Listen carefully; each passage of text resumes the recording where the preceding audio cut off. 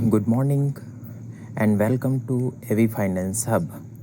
दोस्तों, आज का दिन बेहद अहम है।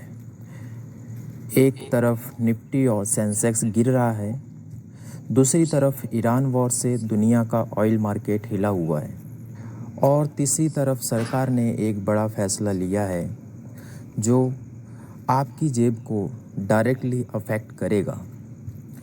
जो आज हम आपको बताएंगे बाज़ार में क्या हो रहा है, क्यों हो रहा है और आगे क्या होगा। चलिए शुरू करते हैं। सबसे पहले बात करते हैं भारत की।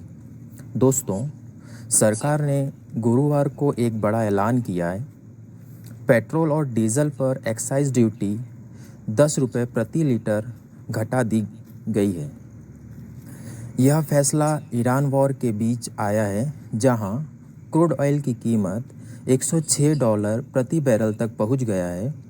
फाइनेंस मिनिस्टर सीतारमण ने कहा है, देश के नागरिकों के लिए फ्यूल प्राइस नहीं बढ़ने देंगे, लेकिन इस राहत की कीमत बड़ी है। इकोनॉमिस्ट का कहना है, इस ड्यूटी कट पर सरकार को 1.5 ट्रिलियन रुपए का फिस्कल नुकसान होगा। साथ ही इंडियन रुपीस आज 94 रुपये के पार पहुंच गया है। यह यूएस डॉलर के मुकाबले एक रिकॉर्ड लो है। एफआईआई यानी फॉरेन इन्वेस्टर्स बाज़ार से पैसे निकाल रहे हैं। पिछले हफ्ते अकेले 24,596 करोड़ रुपए की सेलिंग हुई। आरबीआई ने भी एक बड़ा काम किया इस हफ्ते। गवर्नमेंट ने इन्फ्लेशन टारगेट 4% पर रख अगले 5 साल के लिए और आरबीआई ने 8.20 लाख करोड़ रुपए का बोरोइंग कैलेंडर जारी किया। गोल्डमैन सैक्स ने इंडिया का जीडीपी फोरकास्ट घटाकर 5.9% कर दिया है। यह ईरान वॉर का सबसे बड़ा इकोनॉमिक इम्पैक्ट है भारत के लिए। अब बात करते हैं अंतर्राष्ट्रीय बाजार की। दोस्तों, अंतर्राष्ट्रीय मोर्चे पर हालात अभी भी बेहद गंभीर है। यूएस और इजराइल का ईरान पर वॉर जारी है। स्ट्रेट ऑफ हार्मुज यानी वो समुद्री गलियारा जिससे दुनिया का 20% ऑयल निकलता है, वो लगभग बंद है। आईईए यानी इंटरनेशनल एजेंसी ने कहा है, यह 1970 के बाद दुनिया का सबसे बड़ा ऑयल सप्लाई डिसरप्शन है। ब्रेंट क्रूड इस वक्त $106 प्रति बैरल के आसपास है। युद्ध से पहले यह $70 था, यानी सिर्फ एक महीने में 50% से ज़्यादा की उछाल। ट्रंप ने अप्रैल 6 तक ईरान एनर्जी साइट्स पर स्ट्राइक रोकी है, लेकिन ईरान ने कहा कोई बात नहीं होगी। इससे मार्केट में अनसर्टिनिटी बनी हुई है। वॉल स्ट्रीट में दबाव है। Asian markets Nikki and KOSPI दोनों नीचे हैं। यूएस 10 ईयर बॉन्ड यील्ड 4.46% पर पहुंच गया है, जुलाई 2025 के बाद सबसे ऊंचा। एक अच्छी खबर, इंडिया और ईयू का फ्री ट्रेड डील अब दुनिया का सबसे बड़ा एफटीए बन गया है। 2 बिलियन लोग, ग्लोबल जीडीपी का 25%, यह लॉन्ग टर्म में बहुत पॉजिटिव है। अब नज़र डालते हैं शेयर बाज़ार पर। दोस्तों, पिछले हफ्ते का आखिरी ट्रेडिंग डे 27 मार्च बाज़ार के लिए बहुत बुरा रहा। सेंसेक्स 1690 पॉइंट्स गिरकर 73,583 पर बंद हुआ। निफ्टी 2.09% की गिरावट के साथ 22,819 पर बंद हुआ।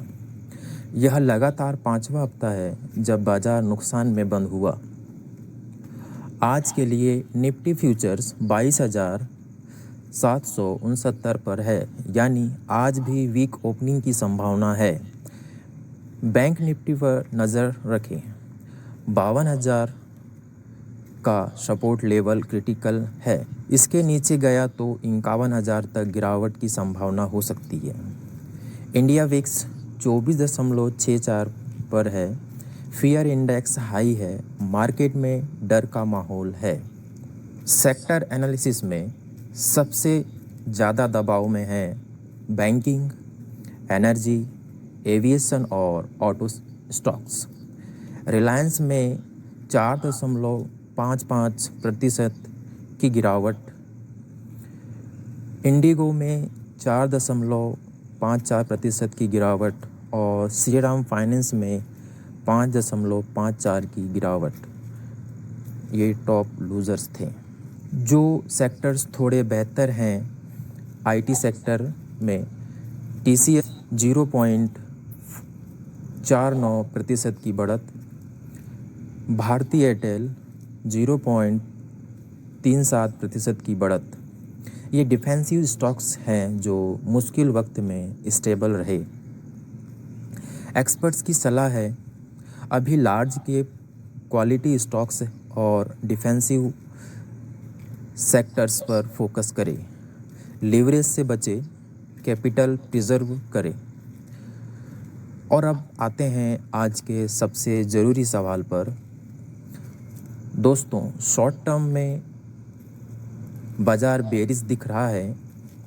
Iran war, high crude, FII selling, ये तीनों फैक्टर्स अभी एक्टिव हैं। मीडियम टर्म में अगर स्ट्रेट ऑफ हार्मुज खुला और ऑयल प्राइस नॉर्मल हुए तो मार्केट में रिलीफ रैली आ सकती है। लॉन्ग टर्म में इंडिया की ग्रोथ स्टोरी मजबूत है। Infrastructure, IT, pharma long term investor के लिए अवसर है। एक आसान बात समझे, जब क्रूड ऑयल महंगा होता है तो सब कुछ महंगा होता है। ट्रांसपोर्ट कॉस्ट बढ़ता है, मैन्युफैक्चरिंग कॉस्ट बढ़ती है, इन्फ्लेशन बढ़ती है। इसलिए ईरान वॉर का असर सिर्फ मिडल ईस्ट में नहीं, हमारी रसोई तक आ गया है। आपसे एक सवाल, क्या आप मानते हैं कि निफ्टी अगले महीने 22,000 से नीचे जाएगा? कमेंट में लिखें हाँ या नहीं।